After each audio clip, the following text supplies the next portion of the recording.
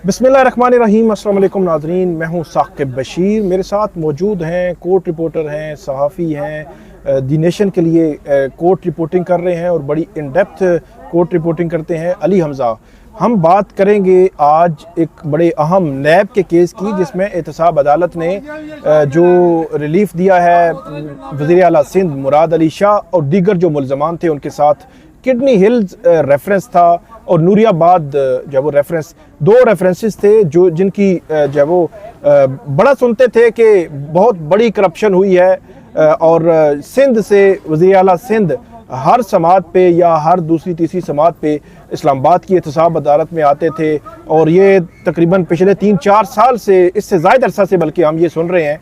और एहतसाब अदालत में नैब जो है वो इस केस की पैरवी कर रही थी और अब बहुत बड़ा एक ट्विस्ट आया है। अब ऐसे लगता है कि नैब ने ये जो है वो एक ऐसा जो यू टर्न मारा है जिससे ऐसे लगता है कि नहीं, ये तो बड़े ही पाकबाज और बड़े ही ज़बरदस्त और ये सारे मामलात तो बड़े क्रिस्टल क्लियर थे, जैसे ऐसे ही कि जैसे कुछ था ही नहीं। तो अगर कुछ था नहीं तो ये केसेस बने क्यों थे? नैब के हवाले से अदालतें बड़े वाज़ेह अंदाज में लिख चुकी हैं कि ये पॉलिटिकल इंजीनियरिंग के लिए इस्तेमाल होता रहा है और इस वक्त भी मैं समझता हूँ कि कहीं ना कहीं ये चीज़ें मौजूद हैं। माजी में भी थी, माजी में शरीफ फैमिली पे भी केसेस बने, बाकी भी बहुत सारे केसेस बनते रहे। कुछ केसेस मेरिट पे दुरुस्त केसेस होते हैं, जिनमें कुछ ऐसे केसेस भी हैं जहाँ पे जो प्ली बारगेन की गई, मुल्ज़मान ने जो अक्यूज़ थे, को अक्यूज़ थे, उन्होंने प्ली बारगेन की। इसी तरह कुछ केसेस तो जेन्युइन होते हैं और कुछ केसेस पॉलिटिकल इंजीनियरिंग के लिए भी बनाए जाते हैं। तो कहीं ना कहीं नैब इस्तेमाल भी होता रहा है। लेकिन इस केस के इन दोनों जो रेफरेंसेस हैं, इसमें जो बड़ा रिलीफ मिला है वज़ीर आला सिंध और दीगर मुल्ज़मान को, इसकी सारी तफसील जो है वो पूछेंगे अली हमज़ा से। अली हमज़ा बताएं, पहले तो केस था क्या, कितनी मालियत की जो है वो उस पर करप्शन के इल्ज़ामात थे, या उसमें मुल्ज़मान कौन कौन से थे, कब केस शुरू हुआ, कैसे आगे बढ़ा, नैब का पहले मौक़िफ़ और अब मौक़िफ़ क्या है? थैंक यू साकिब भाई। साकिब भाई, पहले बात कर लेते हैं नूरियाबाद पावर प्लांट वाला जो केस था। ठीक है। उसके अंदर होता कुछ इस तरह से है कि 2019 के अंदर जो सिंध गवर्नमेंट है वो पीपीपी, पब्लिक प्राइवेट पार्टनरशिप के तहत वो कहते हैं कि हम 2 पावर प्लांट लगाएंगे। तो उसके अंदर 2 पावर प्लांट लगाएंगे और उससे पावर प्लांट से अपनी बिजली पैदा करेंगे। वो पावर प्लांट बनाते हैं। उसके बाद जब वो पावर प्लांट बन रहा होता है तो नैब उस टाइम जो है उसकी नज़रें एकदम से उस पावर प्लांट के ऊपर चली जाती हैं। खुर्शीद अनवर जमाली साहब थे, जिनकी अपनी एक ये कंपनी है नूरियाबाद पावर सप्लाईज अपनी कंपनी है, वो थे। साथ में जब देखा गया, ट्रांजैक्शन वगैरह देखी गई, तो इस रेफरेंस के अंदर टोटल 17 बंदों को डाला गया, जिसके अंदर मुराद अली शाह और दीगर लोग शामिल थे। जब नैब अपना, अब वो जो रेफरेंस था वो उसके कई वॉल्यूम और 500 सफ़ों से ज़्यादा के वॉल्यूम से, यानी इतनी बड़ी करप्शन जो थी वो नैब ने उस टाइम पकड़ ली थी। बाज़ाब्ता तौर पे जो रेफरेंस था वो फाइल किया गया था 2021 के अंदर और इसके ऊपर ये किया गया था एलेज कि इन लोगों ने 2.85 बिलियन रुपीस की करप्शन की है और जो पाकिस्तान का नेशनल एक्सचेकर है उसको तकरीबन 3 अरब रुपए का नुकसान हुआ है इसके अंदर। तो खैर वो जब पहले इंक्वायरी हुई, फिर 2021 में बाज़ाब्ता रेफरेंस डाला गया। उसके बाद जिस तरह आपने बताया कि समाअत होती थी तो वो 17 में से 17 लोग यानी कराची से यहाँ पर आते थे और कई दफ़ा हमने खुद भी कवर किया, मुराद अली शाह आते थे, उनसे कभी बात भी करते थे। फिर अमेंडमेंट्स आ गई, फिर ये केस वापस गया 2022 की, फिर अमेंडमेंट्स आने के बाद दोबारा यहाँ पर आया। ठीक है, अब लॉन्ग स्टोरी शॉर्ट करते हैं साकिब भाई, सारी चीज़ें चल रही हैं साथ साथ। अचानक ये होता है कि इस केस के अंदर जो था, अब इसके अंदर अभी चार्ज फ्रेम नहीं किया गया था, चार्ज फ्रेम नहीं किया गया था। इसी महीने एग्जेक्टिव बोर्ड मीटिंग होती है नैब की और एग्जेक्टिव बोर्ड मीटिंग के अंदर ये देखा जाता है कि ये पावर प्लांट जो है ये तो बड़े अच्छे तरीके से काम कर रहा है और इसके अंदर कोई इस तरह की माली बेज़ाब्तगी नहीं है, ना नेशनल एक्सचेकर को नुकसान पहुंचा है, ना किसी ने इलीगल गेन किया है या अपनी जो दौलत है वो बढ़ाई है। बल्कि नैब ने तो यहाँ तक गई कि 2019 से 2024 तक का जब उन्होंने ऑडिट किया तो वो ये देखते हैं कि ये तो प्रॉफिट कमा रहा है और पाकिस्तान की इकॉनमी के अंदर ये जो नूरियाबाद पावर प्लांट जो हैं ये तो गवर्नमेंट को टैक्स देकर और इतना मुनाफा कर रहे हैं और ये तो हमारी सब चीज़ों के लिए बहुत अच्छा है।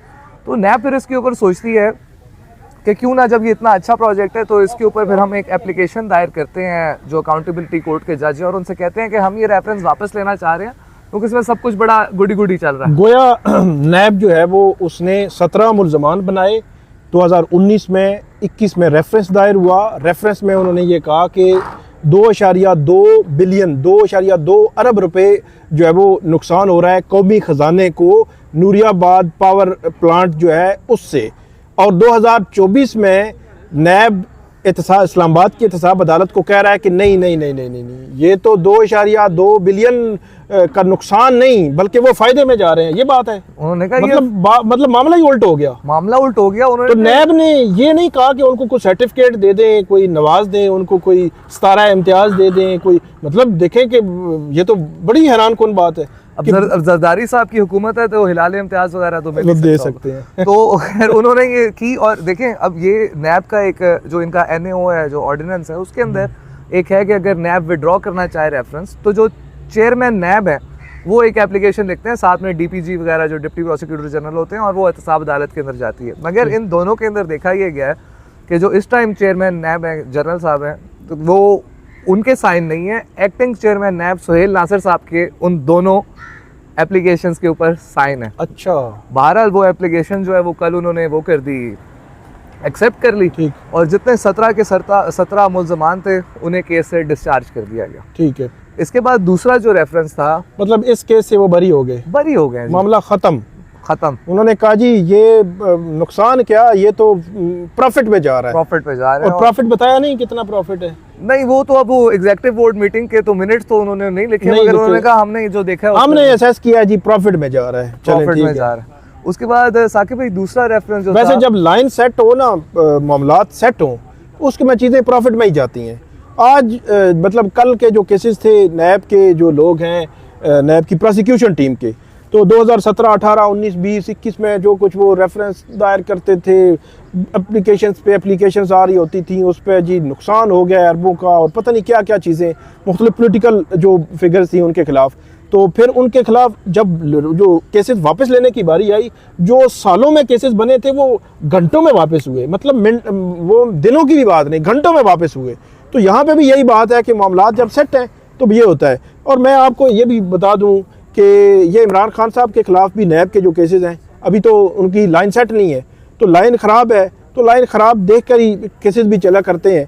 तो जब उनकी लाइन सेट होगी तो ये जो सालों पर ये केसेस मुहित बने हैं, तो ये घंटों में जो है वो आपको वापस होते हुए नजर आएंगे। दूसरे मामले की तरफ आते हैं। दूसरा मामला जो था वो किडनी हिल, एक यानी कराची के अंदर एक जगह है, उसके अंदर जनाब ये इल्ज़ाम लगाया गया था कि एजाज़ हारून साहब हैं, एक बहुत बड़ी शख्सियत है कराची की बिज़नेस की, और बाकी सरकारी ओहदेदार भी हैं। उन्होंने जो है वो सरकारी ज़मीन जो पार्क के लिए वक्फ थी या वाटर रिजर्वायर बनाने के लिए वक्फ थी, वहाँ पे उन्होंने 20-20 कनाल के 5 प्लॉट जो हैं वो उन्होंने इल्लीगल मीन्स के साथ वो ख़रीद लिए हैं सरकारी।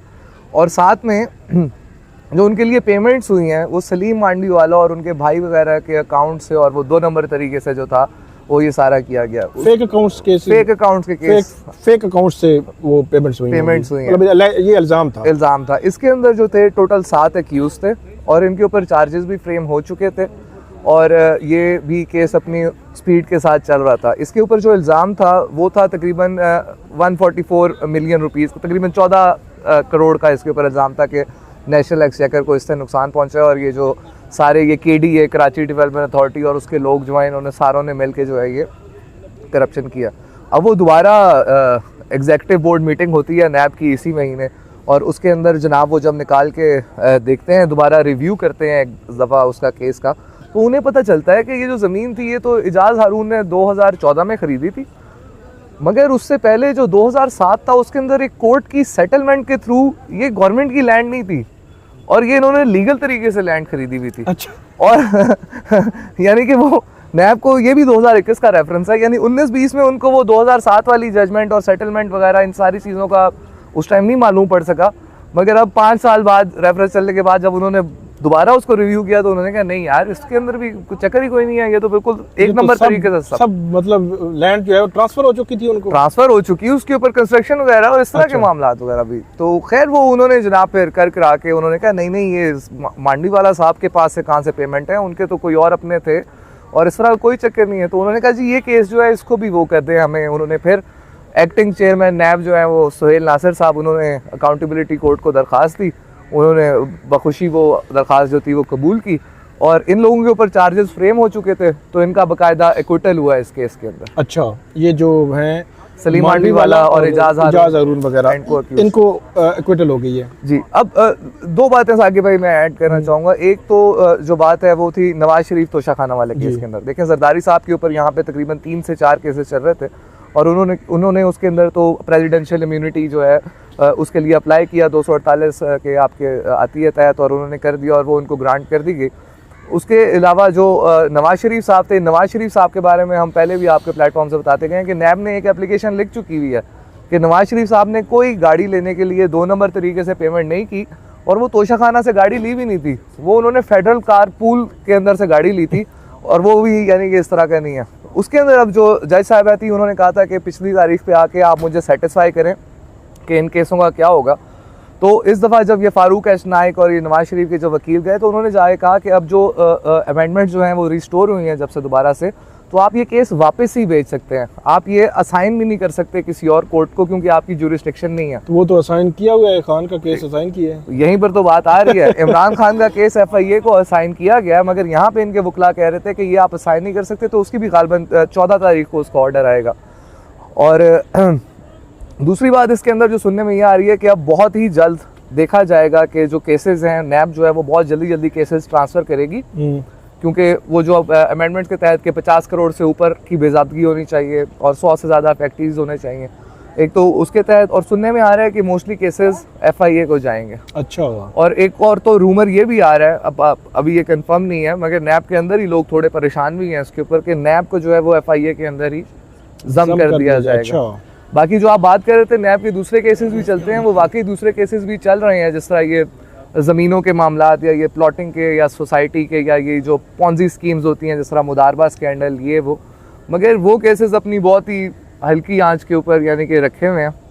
तो उसमें अदालतें भी नहीं कहती कि उसमें तारीख जो है वो जल्दी रखी जाए, वो बस अब तो ये अमेंडमेंट आ गई है और अब तो माशाल्लाह से अकाउंटेबिलिटी कोर्ट 1, 2, 3 तीनों के अंदर जजेस हैं और तीनों काम कर रहे हैं। एक अकाउंटेबिलिटी कोर्ट 2 में थोड़ा सा मसला ये है कि वो जिन जज साहब को मोहम्मद अली वडाई साहब को कमरा असाइन हुआ है उसमें पंखे भी नहीं चलते और AC अच्छा। तो है ही नहीं वहाँ पे। अच्छा। तो यानी पंखा तक नहीं है उन्हें कमरे में। तो ये अकाउंटेबिलिटी कोर्ट के आजकल जो है वो हालात है, मामला चल रहे हैं। बहुत शुक्रिया अली हमज़ा ने बड़ी तफसील के साथ हमें बताया कि क्या अजब गज़ब कहानी है जो एहतसाब अदालत में जो है वो नैब और एहतसाब अदालत का ऑर्डर्स हैं, लेकिन नैब में जो कहानियाँ जो है वो चल रही हैं, कैसे वक्त बदलता है, हालात बदलते हैं और लोग भी बदल जाते हैं और उनके ऑर्डर्स भी बदल जाते हैं। ये 2018, 19, 20, 21, 22 में क्या होता रहा और अब 23, 24, 25, 26 में क्या होगा और उसके बाद 26, 27, 28, 29 में क्या होगा, वो जस्टिस मियां गुल हसन और औरंगज़ेब कहते हैं कि ये 5 साला साइकिल है जो हर दफ़ा जो है वो लोग तब्दील हो जाते हैं, नए लोग आ जाते हैं, फिर दोबारा से नए आ जाते हैं। तो ये सिलसिला जो है वो लगता है ऐसे ही चलता रहेगा। वो आपकी सॉरी इस बात से सिर्फ आखिरी बात बोलूँगा, ऐड करूँगा, आज यहाँ पे 190 मिलियन की समाअत हुई थी बरियत की जी, और वो आपकी बात से वो जो साइकिल है वो बात याद आई कि नैब ने स्पेशल प्रोसिक्यूटर हायर किए हुए अमजद परवेज साहब, और जब नवाज शरीफ वापस आए थे तो जो उनके नैब के अंदर केसेस थे उसके अंदर नवाज शरीफ साहब के सबसे वोकल वकील जो थे वही थे, वो भी अमजद परवेज साहब थे। तो आज वो समाअत भी जो है वो 10 तारीख तक के लिए जो है वो मुलतवी होगी, क्योंकि अमजद परवेज साहब जो है वो कोई प्रिंसिपल मीटिंग में लाहौर हाई कोर्ट में थे, उन्होंने दरखास्त दी कि मैं नहीं आ सकता। कोई प्रिंसिपल बेंच होता है गालबन, जी प्रिंसिपल बेंच में लाहौर हाई कोर्ट का जो लाहौर हाई कोर्ट में लाहौर में जो है तो उसमें वो मसरूफ़ है। बहरहाल नैब जो है वो चाह रहा है कि ट्रायल जल्दी कंक्लूड हो जाए और नैब सवाल उठाता है कि वो वहाँ से अर्जेंटमेंट्स ले रहे हैं और यहाँ पर इनकी दूसरी मेरे ख्याल में पिछली दफ़ा भी इन्होंने अर्जेंट करवाया था केस, अब फिर अर्जेंट करवाया है और अब 10 अक्टूबर को देखते हैं कि क्या होता है। तो ये थी नाज़रीन आज की हमारी वीडियो, उम्मीद है आपको पसंद आएगी, इस पर फीडबैक दीजिएगा। अल्लाह हाफिज़।